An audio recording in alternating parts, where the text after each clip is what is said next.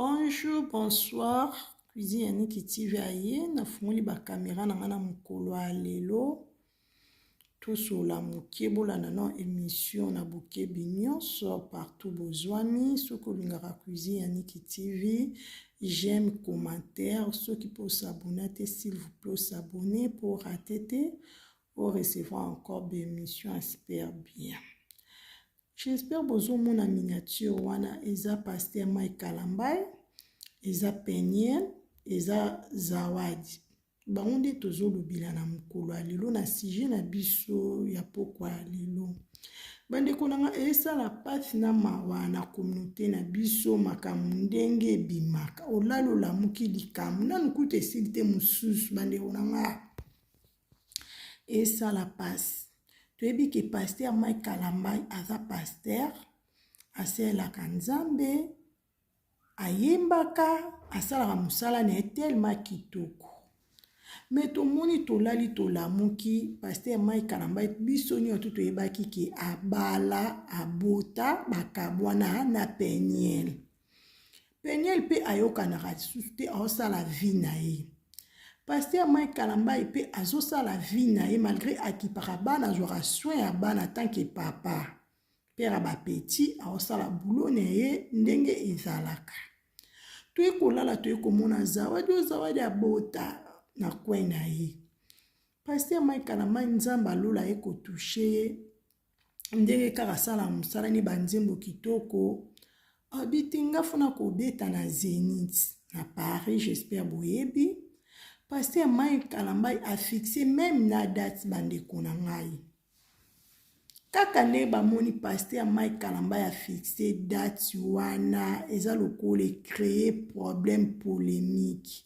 Peniel koto abimi Zawadi kote kuna abimi bande konanga na tuna bana baso mibale bolukaka nini. Parce que to yebi bino na simaka ya pasteur Mike Kalambai. Pasteur Mike Kalambai aza mutu abima tongo asalela nzambe na ye. Boya te bo sali réputation na eza kitoko te. Pe en plus esa la passe na mawa kota la Peniel. Wana za ex papa bana na yo. Mobalo abala yo alati so voile alliance. Malgré bokabwa na séparation mais tike calme. Tika sala vina ye. Oroki kwa koninga te ko sala badlo mobo po sali réputation na eza kitoko te. En plus bana basa na kati. Biso toza babantu. Oloba koza mwana ba pasteur. Ma pasteur na pa pasteur. Bande konanga oyebi pe nzambi. Peniel ko sali lo musu te po ba mona yo. Ko sali lo musu te po ba sentir yo. Ba yeba ba chaoka. Toboyi. Nyonso bozo sala pona pasteur Mike Kalambai eza zéro. Pasteur Mike Kalambai silence na ye elakisi te kaza yuma. Silence a pasteur Mike Kalambai elakisi te kaza zoba. Silence a Mike Kalambai elakisi te ke mato ine kufa be misu na mona rate. Azo yo kazo mona ako répondre binuti. Nyonso bozo sala na butu to na moi. Pobo lukaka kete Zénith ane beta te batu bakota te bokosi. Pasteur Mike Kalambai bande konanga. Wane za boulot na ye. Boulot na ye. Ayembaka ateyaka mwa lipa bana mwa nguba bana ebimaka wana. Parce que na sa moyo mutu nyonso aliaka na mutoki na ye. Soko sali te okolia te. Soko sali okozanga même 1 euro to vivre.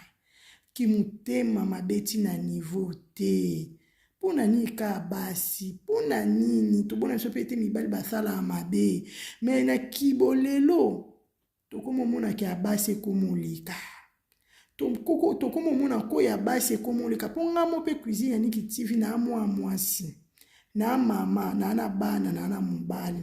Mais makao misuto omona foto te ya binu. Foto pesa binu même ba conseil. Conseil wana olobeza ka ya mukie mais ça très efficace. Tika pasteur Mike Kalambai calme asala vie na ye.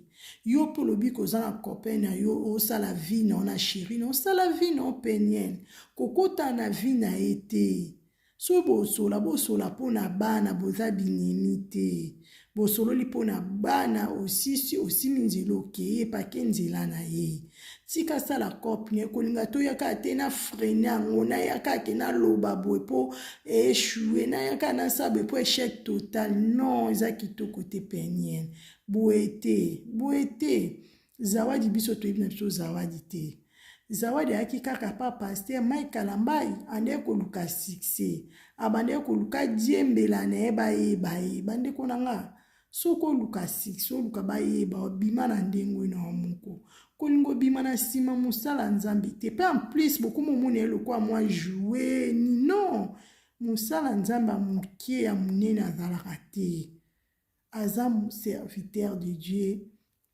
azo mérité double honneur bandeko na nga mabe oyo bino bozomona nzambe ye moko ayebi ezala mabe ezala malamu nzambe moto akojuge paster Mike Kalambai eza biso te biso toyoka miziki na ye biso toyimona ate nzambe asunga paster Mike Kalambai na Zénith bato basala plein biso nyonso na Paris totonda tosoutenir ndeko na biso congolaise ezalaka bongo kimutema mabe efutaka te mpo lelo bana olipa baliaka mbongo eutaka wana lelo bana oso lelo baoke baklasse baolata bien baovivre bien eza grâce ya papa na bango parce que papa na bango azoluka tomona paster Kalambai akenda koyiba te alukaka na koyemba alukaka na koteya kimutema mabe efutaka te na sa moyo mabe koti makasi so bomoni kaka moninga alinga mata bobi te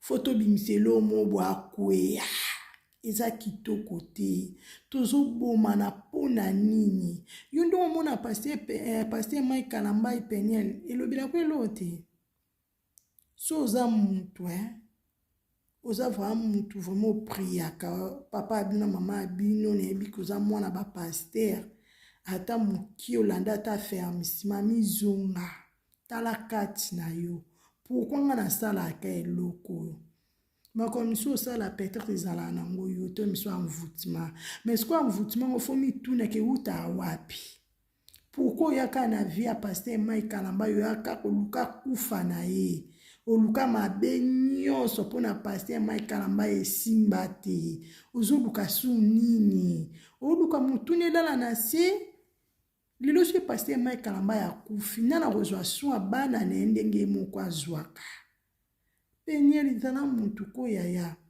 mwasi soki aboti obota mibale obota moko oza deja mama fo koyeba kosiporte makambo misusu okoza lelo mosusu mpo oyoki obi te ce n'est pas la peine afungola bakamera bana nga bana kati ovandi calme mama moto abomba bana mama moto abatelaka bana na baza yo mimi bango 9 mois pourquoi oluka mabe koma na via bana yo pourquoi oluka ozangisa papa na kimia soki ozangisi Mike Kalambai kimia est-ce que ozwa soin ya bana est-ce que oluka makambo devoir ya bana 1 euro po ekota mpona bana peniel kolanda mokili te kolanda to kibongai bayeba nga mpe peniel na ye boloba eya kitoko te biso toana posa paster Mike Kalambai azala toujours à bonne santé toza na posa paster Mike Kalambai asala mosala na ndenge amisana kosala toza na besoin tomonaki en vie toboyi maladi toboyi liwa tolingi tomona paster Mike Kalambai azala ayembelaka kaka ndenge ayembela biso tobinaka banzembo ne tokumisaka nzambe na banzembo ya paster Mike Kalambai onyo tu bozoluka na butu to na moi na vie na ye ekesimba te omoni silence eza phrase moko eza moke mais eza très efficace paster Mike Kalambai eyebi nzambe aza na temps répondre bino te aza su na temps taleka na bémission montée descend na minute avandi silence ana ezangisa bayine kimia. Silence wana ezozangisa pene na zawadi kimia. So boluka loba oloba te. So boluka fongola ba porte fongola ba porte te. Ba porte nyoto eza kokangama. Boko mona Zénith ndenge kebeta ba stade ke tonda ko gagner ko réussir parce que aza mutu aza mokila te aza nzambe. Bandeko na nga ona memelaki bino na mokolo ya lelo kaka yango makambo tozomona na sa moi oyo eza su makambo tokoki kovanda kimia te komba biso komoni ndoki belela kima ekwe makambo fo toloba ekwe makambo fo topesa conseil parce que bémission ezala eleka par-ci par-là ekesala bien peniel tala nsima zonga mutu tala venir a bana yo tala venir a bana yo mama nyoto asweta alobi bana bazala batu bana bazala bien tala venir a bana s'il vous plaît peniel zawadi yo utobota kipe bana yo kipe famille no tika pasteur Mike Kalambai kimia to boba problème na pasteur Mike Kalambai botika ya sala abeta Zénith na ndenga linga beta to bobo étouffé to boyo mitambu ba piège to boyi aza toujours vainqueur aza toujours mulungi Zénith ke beta ba stade ke tonda ekosala plein craquer ona memela ki binu bandeko na kaka yango soki na lobi malamu Dieu soit loué soki na lobi mabe bolimbisa.